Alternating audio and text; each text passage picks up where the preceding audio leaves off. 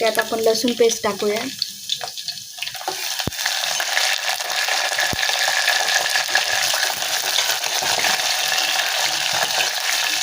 Gas थोडा कमी असू द्या.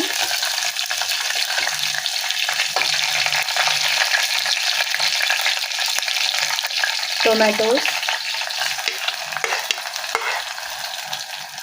तिखट, कांदा लसूण मसाला, काश्मीरी लाल मिर्च,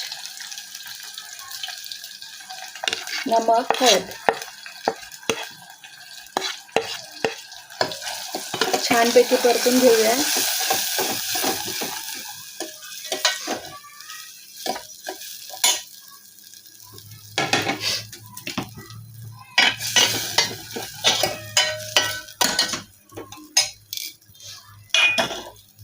याचं पाणी न फेकून देता आपण पूर्णपणे टाकूया त्यात.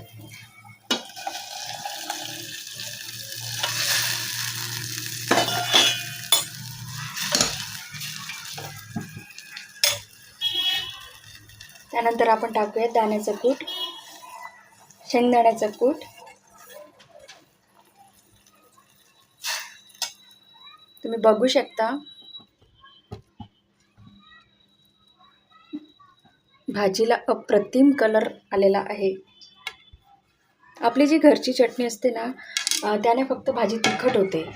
जे आपण जास्तीच्या मिरच्या घेतो आणि ते दळून आणतो ना सुकवून, तर त्यांना फक्त कलर येतो. पण मी असं काश्मीरी किंवा रामदेव रेड गोल्ड अशा मिरचीचे पॉकेट आणून ठेवते, म्हणजे जेणेकरून भाजीला रंगही छान येतो आणि दिसायलाही छान असते. म्हणजे भाजीला आता असं झालेलं आहे, भाजीला चव असली तर ती दिसून येत नाही कलरशिवाय. म्हणतात ना, जीवनातही छान छान कलरफुल लाईफ असली तर आपल्याला जीवन खूप आवडतं. आपली जी लाईफ असते ती फार आवडते. तसंच असतं खाण्यातसुद्धा.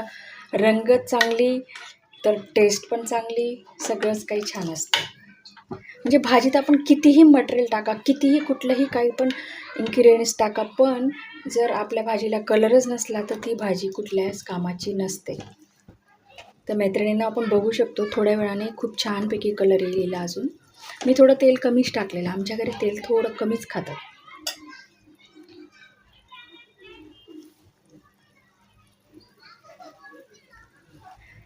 आपल्या ज्या शेवगाच्या शेंगा आहेत त्या ऑलरेडी आधी बॉईल झालेल्या आहेत, तर त्यामुळे आपल्याला बॉईल करण्याची काही गरज नाही जास्त.